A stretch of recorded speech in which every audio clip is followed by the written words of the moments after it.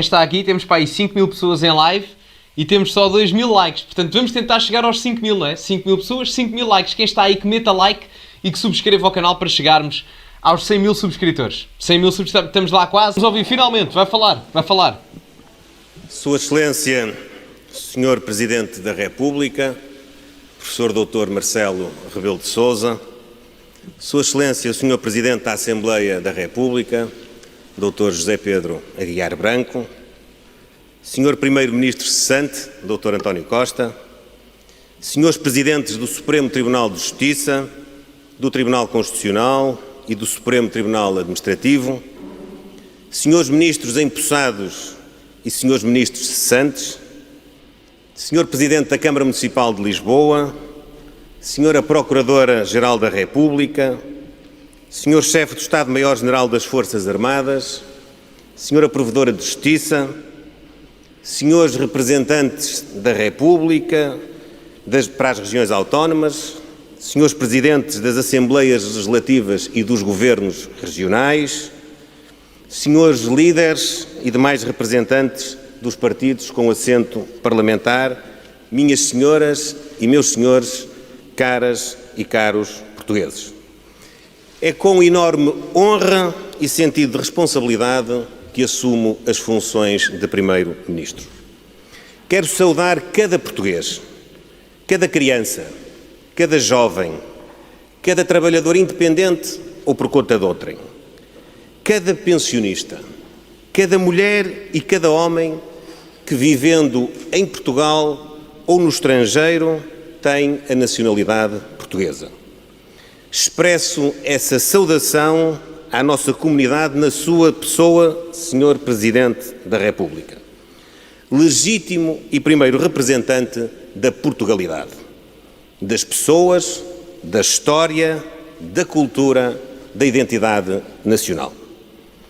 As eleições do passado dia 10 de março demonstraram a vontade do povo português na participação e na mudança política. O nosso propósito é, pois, respeitar e cumprir essa mudança. A nossa democracia, que celebra neste mês de abril 50 anos, está viva. Honremos a madrugada que Sofia esperava e saibamos construir o dia inteiro e limpo que ela vislumbrou, para livres habitarmos a substância do tempo. Cabe hoje a cada e a todos os agentes políticos mostrar a sua maturidade e o seu grau de compromisso com a vontade dos portugueses. Do lado do Governo estaremos, como prometemos, focados essencialmente na resolução dos problemas das pessoas e na promoção do interesse nacional. Neste contexto, vamos estar concentrados em cumprir o nosso programa. A melhor forma de prestigiar as instituições e dignificar a nobreza que é cuidar daquilo que é de todos. Senhor Presidente da República, contará da parte do Governo com uma inamovível conduta de colaboração positiva e de cooperação institucional, que naturalmente será estendida a todos os outros órgãos de soberania. Depois de termos tido 2 legislaturas interrompidas em 2 anos, numa altura em que temos perto de nós 2 focos de guerra, em que temos de executar o mais volumoso plano de investimentos desde a adesão à União Europeia, em que enfrentamos um elevadíssimo nível de pobreza em praticamente metade da população portuguesa, e numa altura onde o Estado não responde adequadamente aos cidadãos no acesso a bens essenciais como a saúde, a educação ou a habitação, será imperdoável que a política se constitua como agravante e não como solução para todos estes problemas. Isso vai requerer humildade de todos. Vai exigir espírito patriótico e capacidade de diálogo. Da parte do Governo, vamos garantir essa humildade, esse espírito patriótico e essa capacidade de diálogo. É isso que se espera também das oposições. Quero ser muito claro com os portugueses.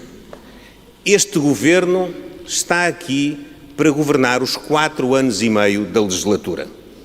Está aqui para encetar uma transformação estrutural da economia e do Estado, porque esse é o único caminho para criarmos mais riqueza, para pagarmos melhores salários, para retermos os nossos jovens e o nosso talento. Não estamos interessados em jogos de semântica ou em exercícios políticos estéreis.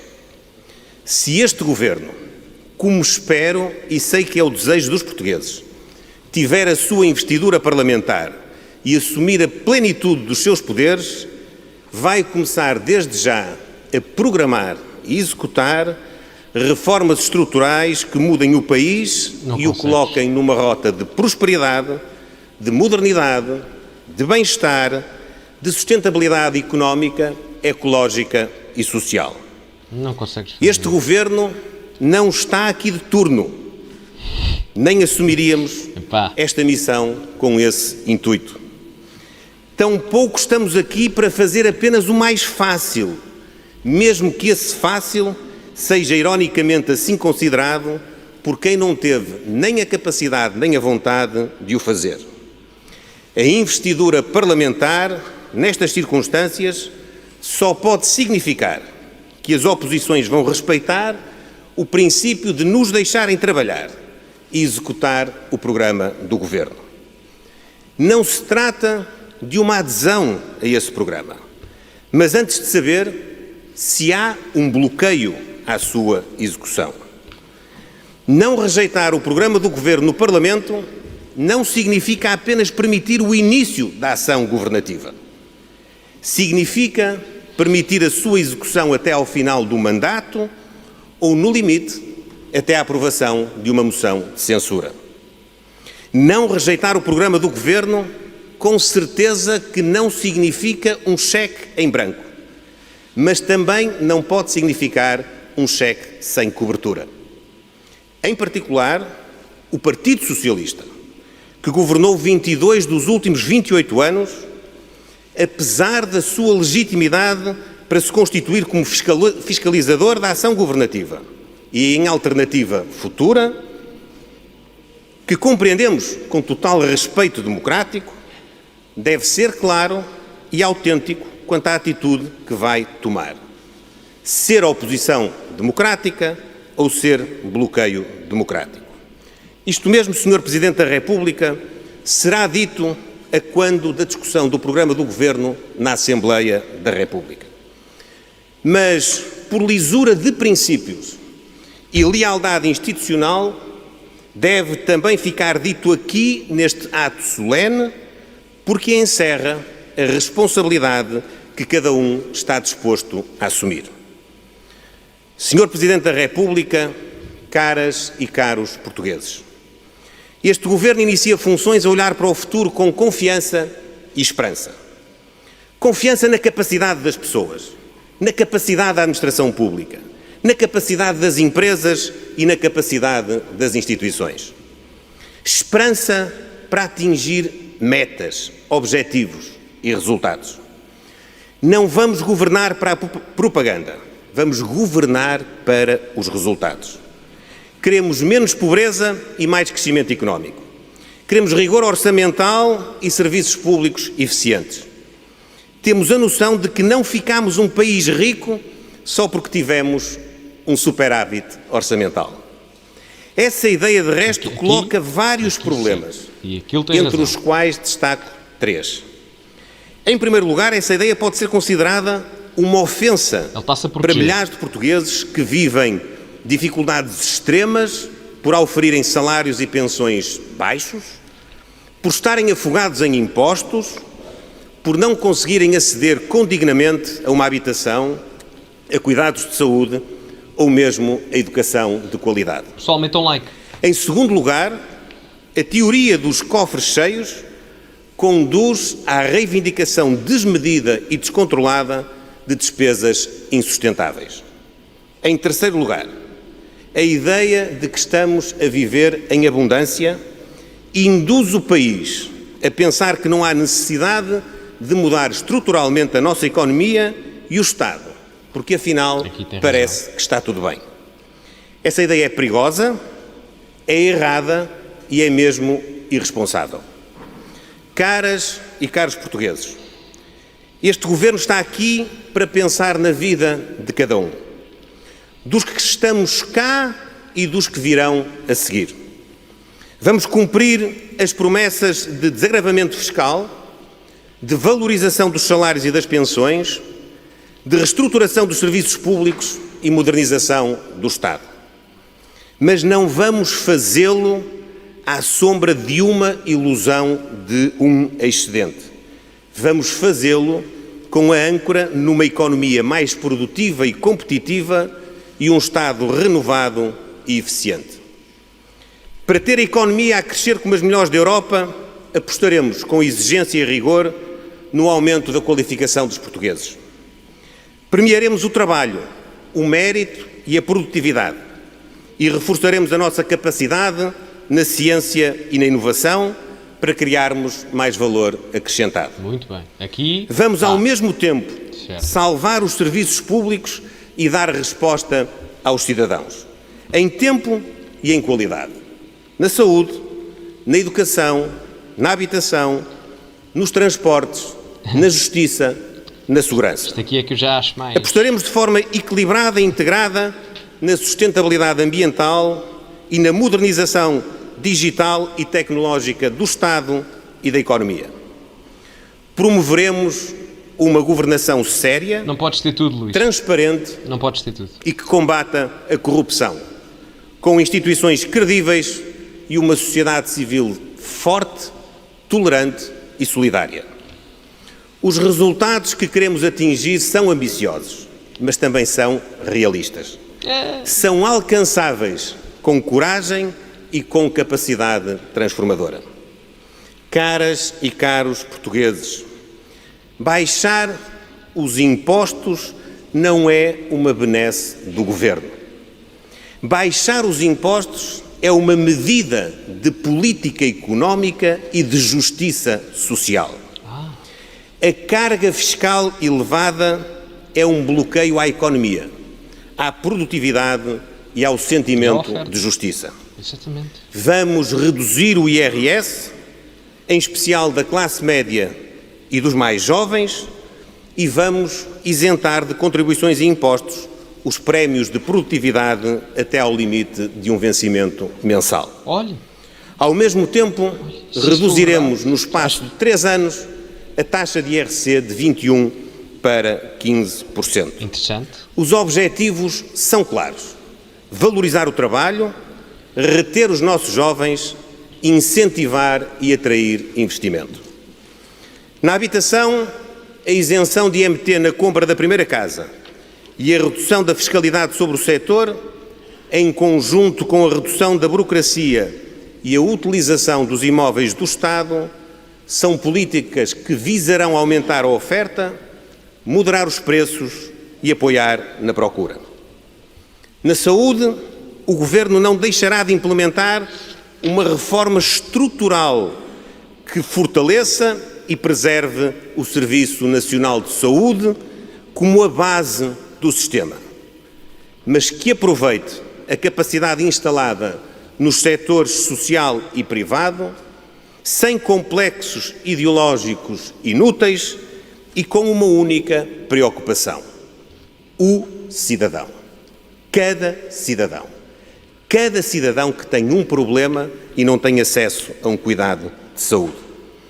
Tal como prometemos, vamos também elaborar e apresentar um programa de emergência que virá a público antes do dia 2 de junho. Na educação, é urgente garantir uma verdadeira igualdade de oportunidades para todos.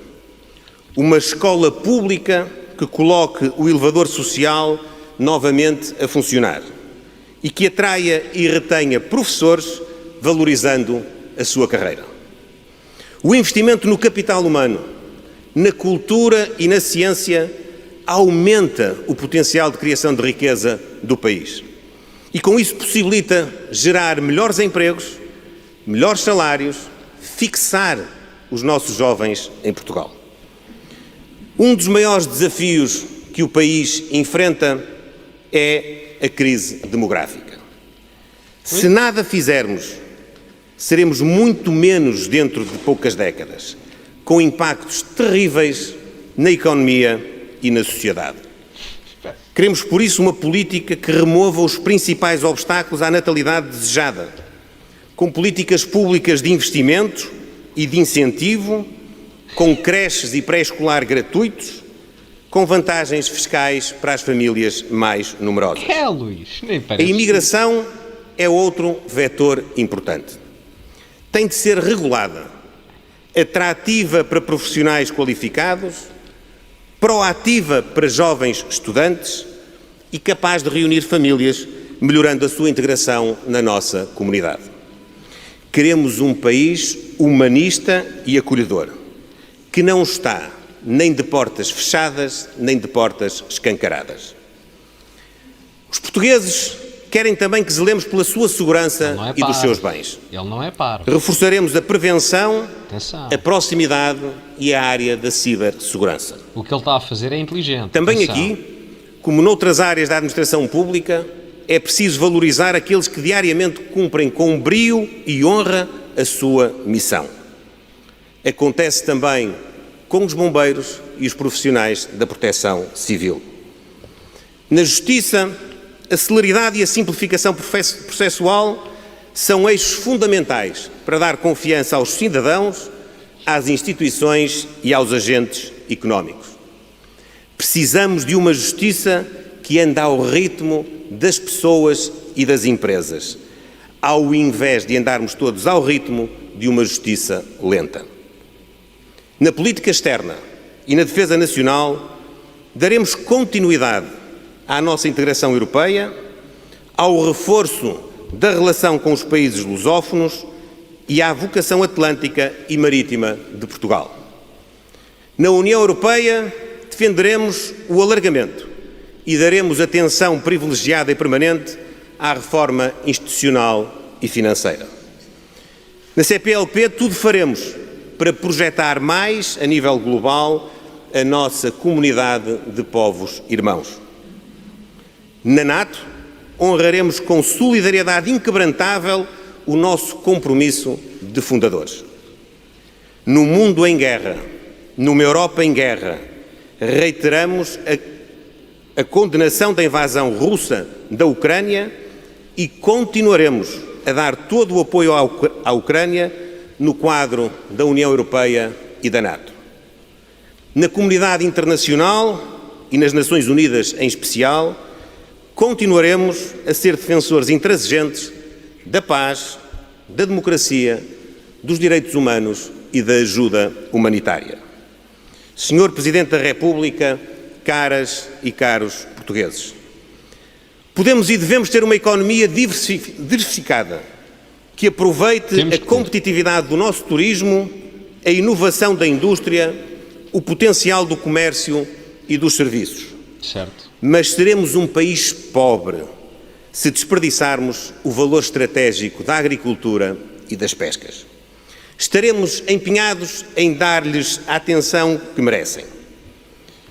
Mas o desenvolvimento económico e social tem também de ser sustentável, desde logo a nível ambiental.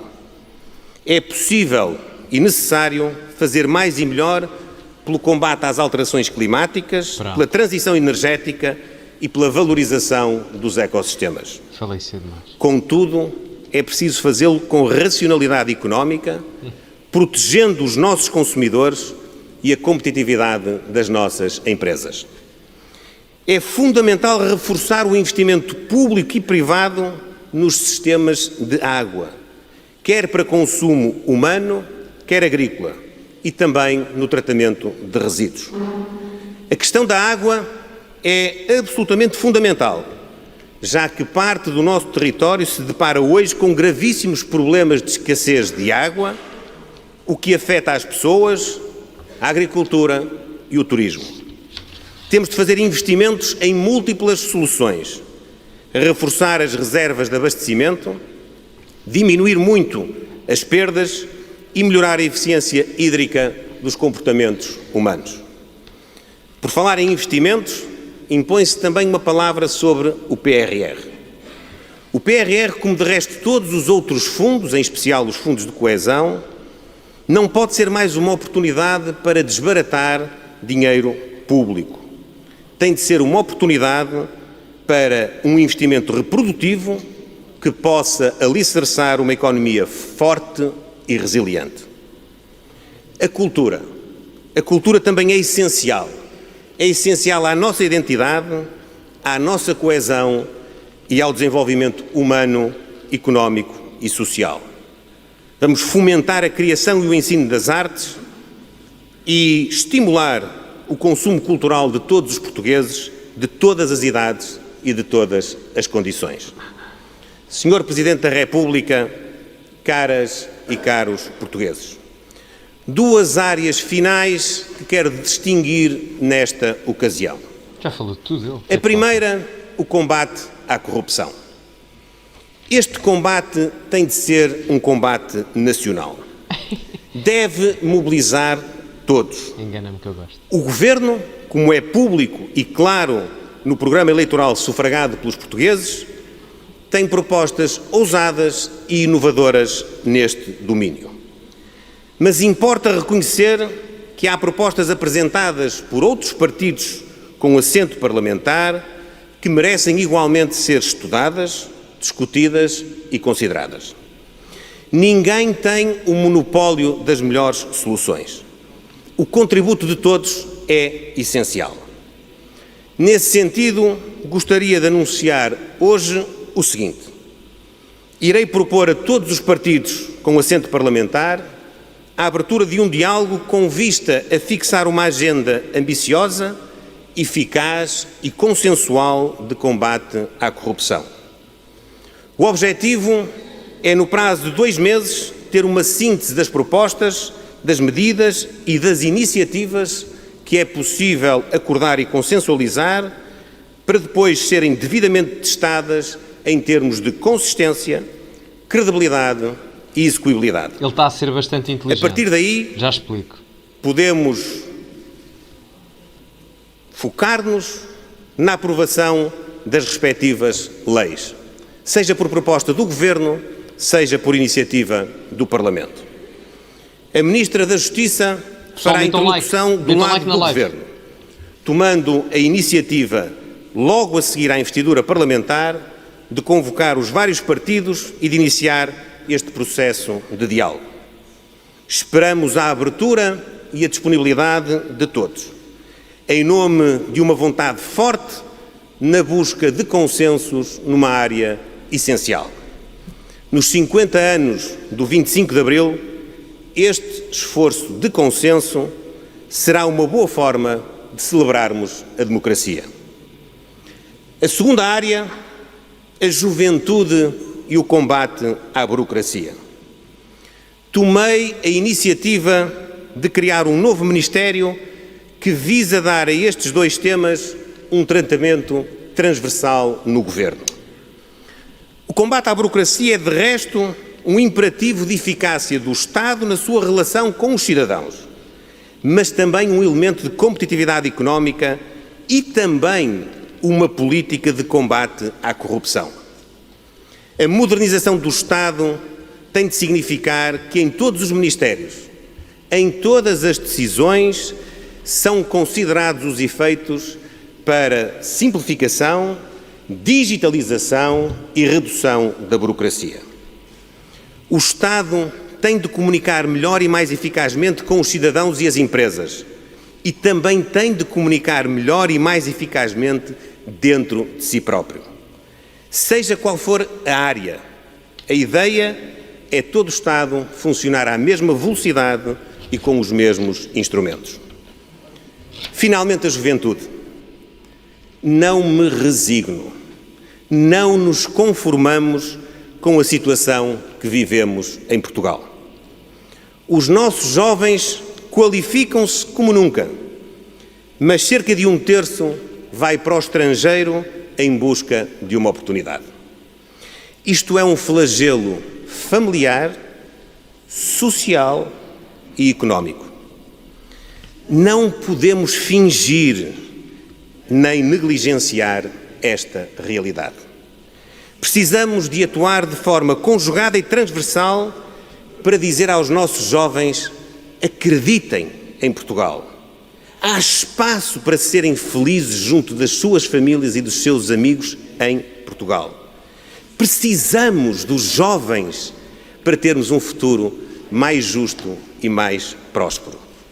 Da fiscalidade à educação, da saúde à habitação, dos transportes ao ambiente, das leis laborais à habitação, da cultura ao desporto. Todas as políticas públicas devem salvaguardar o objetivo de fixarmos em Portugal o nosso talento e a nossa capacidade de trabalho. Se continuarmos a perder tantos jovens para o estrangeiro, vamos comprometer não só o futuro deles, como o futuro de todos nós. Senhor Presidente, caras e caros portugues, contamos com todos. Como disse o Papa Francisco, todos. Contamos com os órgãos de soberania e com os partidos políticos. Contamos com as autarquias locais e com as regiões autónomas. Contamos com os parceiros sociais e a concertação social. Contamos com as instituições sociais e associativas. Contamos com as ordens profissionais e as associações socioprofissionais. Contamos com os nossos parceiros da União Europeia e os nossos aliados da NATO. Contamos com os nossos irmãos da lusofonia. Contamos com todos os portugueses. Os que vivem no nosso território e os que vivem em comunidades espalhadas por todo o mundo. Contamos com a alma portuguesa, que o nosso poeta herói e figura do Dia de Portugal eternizou. Luís Vaz de Camões, nascido há 500 anos, o que merecerá ainda este ano a devida celebração, escreveu nos Lusíadas: que tenha longos tempos o governo, a gente anda perdida e trabalhada. Já parece bem feito que lhe seja mostrada a nova terra que deseja. Todos por Portugal. Obrigado.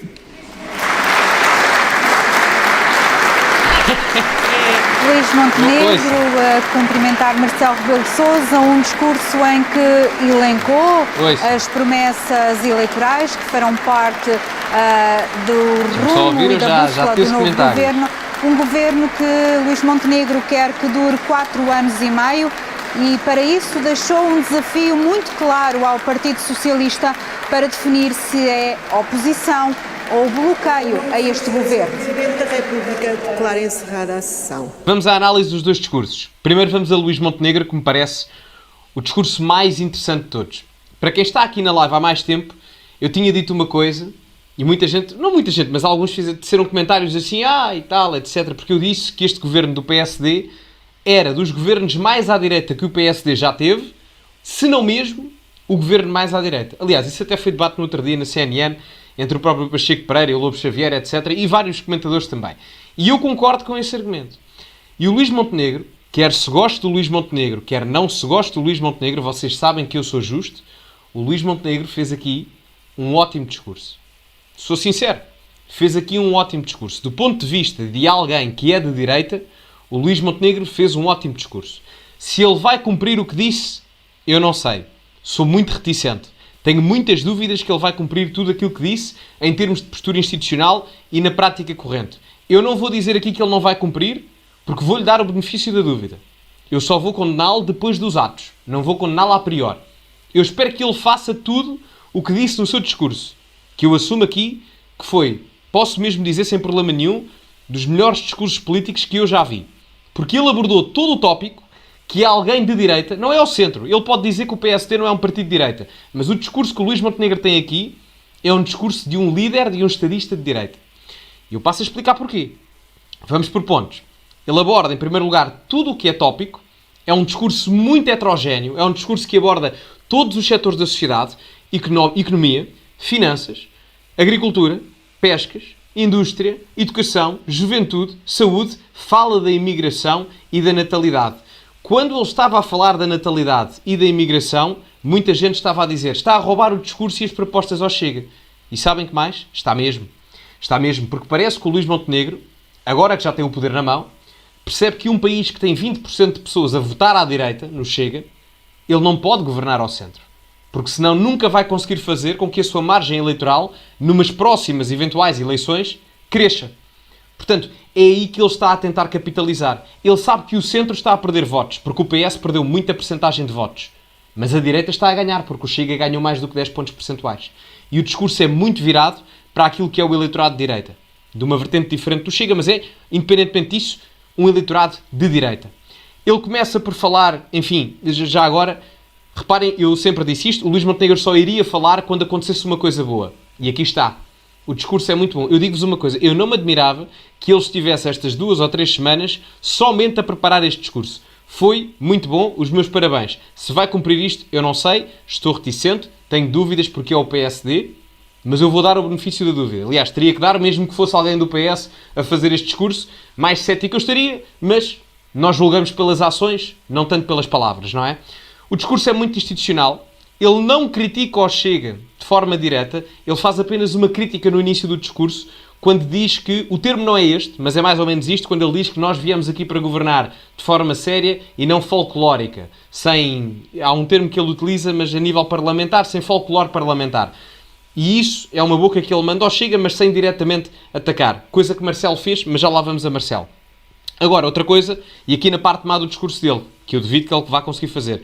Luís Montenegro diz que quer fazer mudanças estruturais no país. Isso é legítimo. Qual é que é o problema de Luís Montenegro? Luís Montenegro não vai conseguir fazer mudanças estruturais porque está dependente do Partido Socialista para governar. Ou então governa com o Chega, com as propostas que disse aqui no seu discurso, que eu acho que para o eleitorado do Chega e para o próprio Chega é mais fácil de aprovar do que negociar isto com o Partido Socialista. Portanto, vamos ver.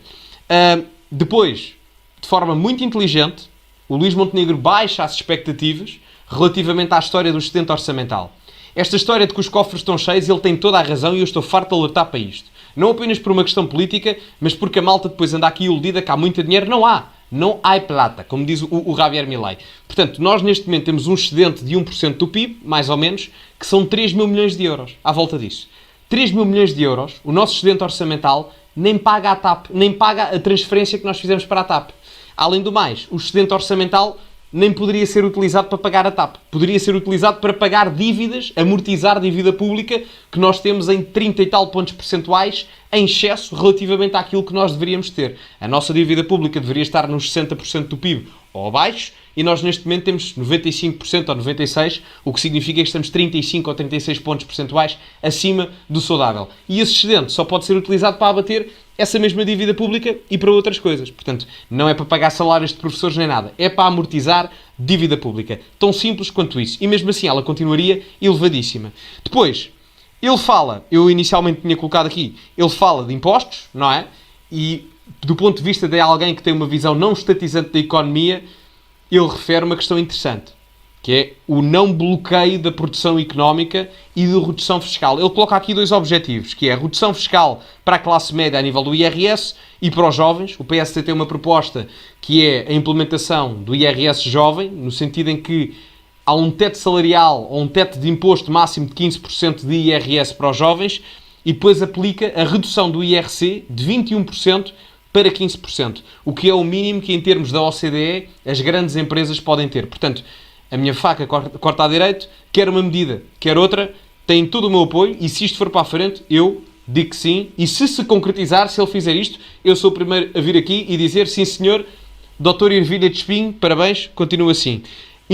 Aplica também a isenção do IMT relativamente à habitação, e outra coisa, que é a utilização do Estado como fornecedor de oferta. Ou seja, os imóveis do Estado têm que se fazer uma auditoria àquilo que pertence ao Estado e, através daí, utilizar a habitação pública. Não gastar mais dinheiro em renovação ou construção de novas habitações, porque o Estado tem muito património habitacional. É preciso uma auditoria para perceber o que é que existe. Portanto, é mais por aí, ao contrário do que, por exemplo, andar a fazer o Carlos Moedas em Lisboa, que é uma situação um bocado diferente. Portanto, a nível institucional o discurso é bom, ele protege-se da história do sustento orçamental de forma bastante inteligente e fala da perspectiva fiscal que prevê para a economia de uma forma muito ponderada e realista, a meu ver, daquilo que é a redução fiscal, e foca-se muito na redução fiscal e também na criação de valor acrescentado, de rendimento, porque é isso que torna uma economia mais competitiva e mais saudável, e isso é factual.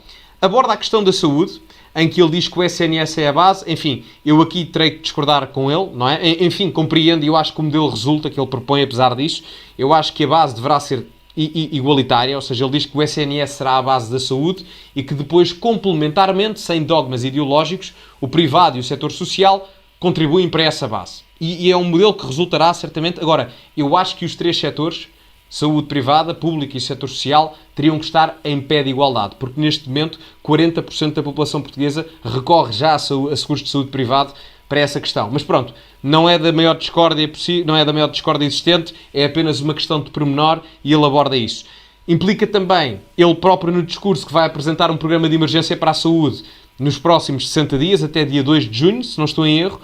E é complicado fazê-lo. Eu espero é que o PSD já esteja com o plano minimamente preparado, porque um plano de emergência para um país que tem 1,7 milhões de portugueses, sem médicos de família e pessoas com consultas com 1000 dias em atraso, não é nada fácil. Se ele cumprir isto, a par da questão do cumprimento da carga fiscal, venho aqui e sou o primeiro a dar-lhes parabéns. Relativamente à educação, gostei que ele colocasse em cima da mesa a questão da meritocracia e da palavra, muito interessante, porque isto nos discursos, os pormenores são importantíssimos. Igualdade de oportunidades e não igualdade de resultados. Isso está inerentemente conectado com aquilo que é o mérito. Uma pessoa tem que ter sucesso na sua vida por aquilo que apresenta em termos de resultado, de valor acrescentado, seja o que for, no termo financeiro, no termo educacional, por aquilo que fornece à sociedade, a sua qualidade cognitiva. E não por questões de cotas étnicas ou cotas seja de onde for, qualidade, meritocracia, igualdade de oportunidades e não igualdade de resultados. Mais uma vez, parabéns, a meu ver. Surpreendentemente, e vocês devem ter visto a minha reação, fiquei surpreendidíssimo quando o próprio Luís Montenegro fala de políticas de natalidade e fala da questão da imigração, que tem que haver efetivamente um controle. Vem lá com a questão do humanismo, etc. Todos temos que ser humanistas, sim senhor. E fala da política de natalidade, que é uma coisa que não se falou praticamente na campanha eleitoral, mas ele aborda aqui no discurso. E é a partir daqui, se eu já estava a achar que na parte económica ele estava a puxar mais para a direita, é a partir daqui que o discurso vira completamente para aquilo que é em busca do eleitorado à direita do PSD, que eu acho que ele vai tentar conquistar nesta governação. E estava eu a dizer, na parte em que Luís Montenegro começa a falar das políticas de natalidade, ele claramente está a virar a sua narrativa para um eleitorado de direita, que é onde ele se situa dentro da ala direita do PSD. A realidade é essa. Agora, eu também vou ser honesto. Se eu tenho a crença, ou, vamos dizer, se eu acredito mais do que não acredito que ele vai cumprir isto, não. Ou seja, se ele cumprir isto que disse, quem fica surpreendido sou eu. E talvez ele também. Agora, se ele cumprir isto, porque o discurso é muito bom, as ideias são boas, atenção, se ele cumprir isto, eu venho aqui publicamente e digo sim senhor, parabéns, Dr. Luís Montenegro, Sr. Primeiro-Ministro, os meus dignos parabéns. Continua o excelente trabalho, se isto for cumprido. Agora, se eu tenho esperança que isto seja cumprido, pouca, honestamente. Tenho muita reticência, tenho muitas dúvidas, mas é o que é. Vou dar o meu benefício da dúvida porque são os primeiros minutos de governo dele, não o vou condenar à partida, vou julgá-lo pelas suas ações, não pelas suas palavras, que apesar de boas, enfim, não são ações. Mas continuando, fala da política de natalidade como a direita mais moderna fala da imigração numa questão controlada, não aprofunda muito sobre quais políticas de natalidade, mas fala do controle da imigração, portanto, isso aí também é um discurso, não é a apresentação de um programa específico, mas enfim, perfeitamente normal. Tenho aqui reticências quando ele fala da questão de todo o apoio à Ucrânia, é preciso perceber que a palavra todo é uma coisa particularmente subjetiva, particularmente sensível, no sentido em que uma coisa é enviar capital financeiro em termos de apoio ao armamento, outra coisa é enviar tropas, não é? Portanto, todo o apoio, atenção ao todo o apoio, não é? Porque todo o apoio significa que se o Luís Montenegro tiver que ir batalhar para Kiev, vai o Luís Montenegro batalhar para Kiev. Não sei se lhe apetece ficar com uma AK-47 no meio de um terreno de guerra, mas eu creio que não é? Portanto, o objetivo será alcançar a paz e permanecer a paz entre dois povos europeus. Às vezes a gente esquece disso, não é? Portanto, o objetivo da guerra na Rússia e da Ucrânia é alcançar a paz. Okay? Portanto, aqui é a minha discórdia, nomeadamente em termos de política externa, nomeadamente também no discurso de Marcelo. Depois fala da agricultura e das pescas, refere muitíssimo bem a questão da indústria em Portugal, que tem sido desvalorizada já desde o tempo do Cavaco Silva, e portanto, se ele conseguir reindustrializar o país, isso é excelente, pelo menos há essa preocupação discursiva, o que já é um bom tempo. Acrescenta também a questão da agricultura e das pescas, porque as manifestações dos agricultores nos últimos meses foram sentidas de um ponto de vista mediático, e isso, apresentado em termos discursivos, é importante, e nós precisamos de soberania nacional, até em termos alimentícios e de produção agrícola, portanto, muito bem colocado. Fala ali das questões das alterações climáticas, enfim, a gente já sabe o que é que a casa gasta, não é? Foi da reunião com a von der Leyen, é o que é. E depois há ali um ponto em que ele diz: Luís Montenegro é a favor do alargamento da União Europeia, não sei se viram. Eu não sou propriamente contra o alargamento da União Europeia, mas sou completamente contra o aprofundamento da União Europeia. Quais são as diferenças? Só para explicar. O alargamento da UE é incluir mais países. Eu creio que ele estava a referir à Ucrânia, embora neste momento já se debata a inclusão dos Balcãs. Os Balcãs eu vejo com mais facilidade de integração do que propriamente a Ucrânia, por estar num conflito bélico, e porque os Balcãs estão todos eles circundados por território da União Europeia. Aprofundamento é darmos mais poder institucional à União Europeia, e isso eu já não concordo absolutamente nada, porque para dar mais poder à União Europeia temos que retirar soberania nacional, e isso estou completamente contra. Outro ponto onde coloca o Luís Montenegro mais à direita do que seria expectável é a apresentação de um plano de emergência a favor do combate à corrupção nos próximos 2 meses, e que ele coloca em equação no discurso de que há partidos no Parlamento com boas propostas e etc. E ele aqui claramente está a falar do Chega, sem sombra de dúvidas, e portanto apresenta aí um diálogo com o próprio Chega, porque dialoga com todos, sem especificar nomes, mas claramente com um entendimento com o Chega. Fala da questão da juventude, onde eu acho que, enfim, não é necessário um ministério, mas toca ali em alguns pontos, nomeadamente a questão do desporto, que nunca é valorizada, e o desporto, eu digo-vos uma coisa, o desporto é mais importante para o país do que a cultura.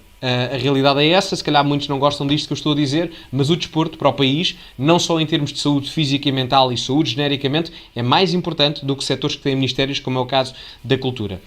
Para terminar, depois Luís Montenegro, claramente a rasgar não é a rasgar o eleitorado, mas a buscar, a tentar ir buscar o eleitorado do Chega, e também a apelar ao pouco existente eleitorado do CDS quando cita o Papa Francisco, não é? Portanto, tenta imitar um pouco a questão de André Ventura quando ele próprio cita os papas ou figuras religiosas ligadas à Igreja Católica. Certamente o público mais Opus Dei também apreciou isso, nomeadamente depois quando fala da questão da lusofonia e etc., como nomenclando os países da lusofonia da CPLP como países irmãos, e termina a enaltecer a questão nacional, a pátria, o país, com os 500 anos de Luís de Camões. Portanto, é claramente um discurso virado para a direita, para tentar captar o eleitorado que votou agora no Chega, muito inteligente por parte de Luís Montenegro.